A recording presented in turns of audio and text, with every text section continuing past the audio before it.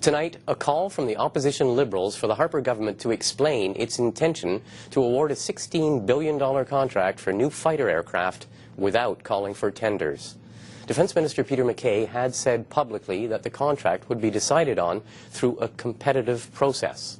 But now, industry insiders and government sources say the government has decided to sign a $16 billion sole source contract with Lockheed Martin for its new F-35 fighter aircraft. But the Liberals say the government should put a freeze on those plans until it can justify to Canadians why it has chosen this particular multi-billion-dollar contract. Here is the Liberals' industry critic, Mark Garneau.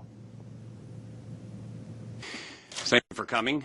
This week it was revealed that the Conservative government plans to justify forging ahead with a sole-sourced fighter jet aircraft worth up to $16 billion without a shred of accountability to the people of Canada.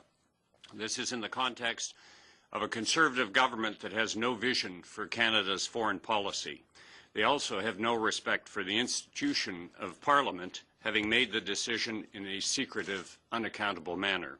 Without the potential for billions of dollars of wasted taxpayer funds from a sole-sourced contract, without competition, Minister MacKay must come before the committee to justify this contract. Again, without knowing and doing an analysis of what we need in the 21st century, how do you make a determination on making reasonable expenditures and determining what are the needs of the armed forces to ensure that they can do their job? Mr. Charlton, actually, I was at the press conference, and it's actually the ministers said, and Ms. Ambrose said that they have an estimate on the cost. So isn't it, I mean, they're actually withholding it, aren't they? I mean, if they have an estimate of the cost of maintenance costs over 20 years, I mean, it goes beyond not knowing. They know. Well, of course, I wasn't there, and I appreciate you enlightening me. If indeed they know what the cost of the estimate is, and they're withholding it from Canadians, then I can only surmise that the price tag would shock Canadians. And if that's the case, it's incumbent upon this government, especially one that said that they would be accountable and transparent, that they tell Canadians what that true cost is. Because at the end of the day, we're asking Canadians to pay for it through their taxes. And in this particular case, this government does not have a surplus. It has one of the largest deficits ever. And it's about to put us into a greater deficit by these expenditures and asking Canadians to foot the bill. So at the very least, if they have that estimate, and I take you at your word, that he said, that Minister Ambrose said they had one, then they should have told us. It's only incumbent upon them as government to be clear with Canadians when they're asking for their money, that they tell them exactly what the true costs are and not hide them. Have you been given any indication, certainly I can ask the government this, but have you been given any indication why they want to go ahead with this sole source contract? I would like to hear that from them. I'm not going to speculate as to why they're doing this, but I also do know that there are other contenders who feel that they should be allowed to submit a bid.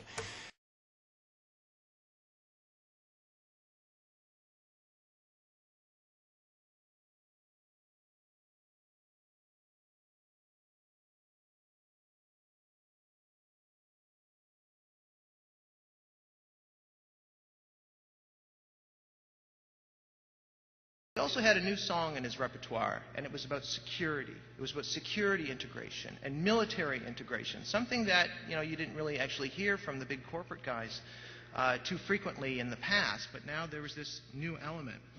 And in a handout that he was handing around from the CCCE, it said this.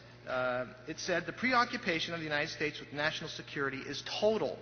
We must enhance the interoperability of Canadian and United States armed forces on land, at sea, and in the air, including Canadian participation in a continental anti-ballistic missile system."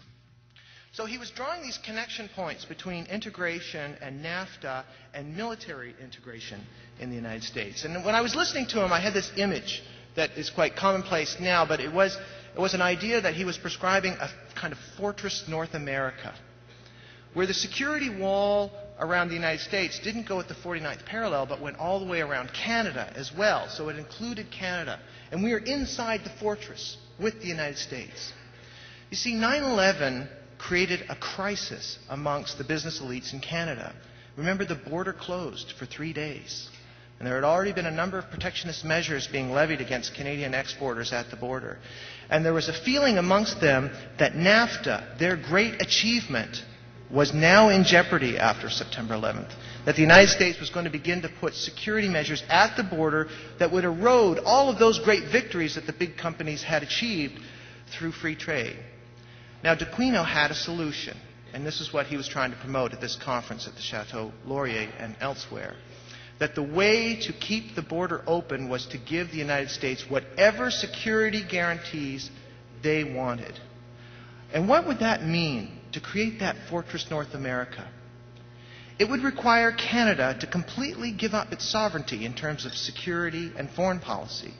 The national security imperatives of the United States would have to become our own, because the United States would have to see us as virtually just an extension of their own defenses around the continent.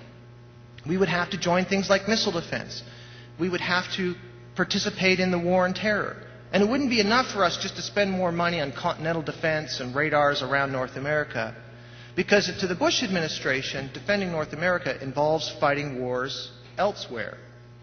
To the Bush administration, homeland security usually involves fighting a war in somebody else's homeland. So we would have to engage in that global war.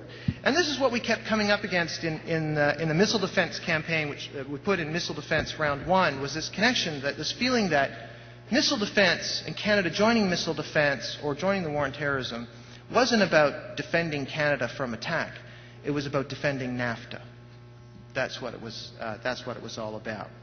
And so the government began to look at ways that we could work with the United States in a security manner. In Canada, this drew together two important lobbies. The corporate lobby, the guys that d'Aquino represented, pushing for free trade and deeper economic integration, with the defense lobby, smaller but still powerful, made up of retired generals, conservative think tanks, the industry organizations that win all the contracts. And these two guys now had a common cause: to give security guarantees and to become integrated militarily with the United States so that the economic integration could be defended within North America. So these two came together. And what does this mean about things like Afghanistan, for instance? How does this connect? Well, you remember Rick Hillier was chosen to lead Canada's military by the Liberals at the time, partly because of his experience in the United States and his vision of transforming the military, which meant bringing in many of the military doctrines from the United States into Canada.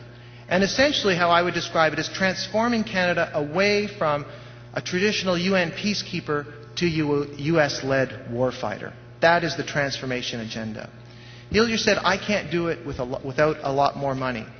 So the Liberals came through with $12.8 billion over 5 years. Massive increases of military spending are happening now. The Conservatives came in and put in another $5.3 billion on top. Massive military spending is required to fuel the military integration. If you don't have the money, you can't get the integration there. And so now Canada's military spending this year has now surpassed the amount of money we spent when the Berlin Wall was still standing. The peace dividend that happened during the 1990s has been clawed back. And now the budget is expected to even exceed in the next few years. There will be huge increases coming in, well over $20 billion. This may be obvious, but do you know whether this would be the largest sole source contract in Canada's history? I don't know the answer to that, but I will tell you it's a whopping one, because we're talking about somewhere between $6 and $9 billion for the acquisition, and we're talking about potentially six additional billion for the life cycle costs. So it's a very big one if you look at it, not just as a front-end acquisition cost, capital cost, but in terms of its life cycle. And all the more reason when you're talking about $16 billion. And I know that, the word billion was kind of overused a little bit with the G8 and G20 summits, where people heard 1 billion so often they may have become numb to the fact that that's $1,000 million. And here we're talking about potentially $16,000 million. This is an awful lot of money.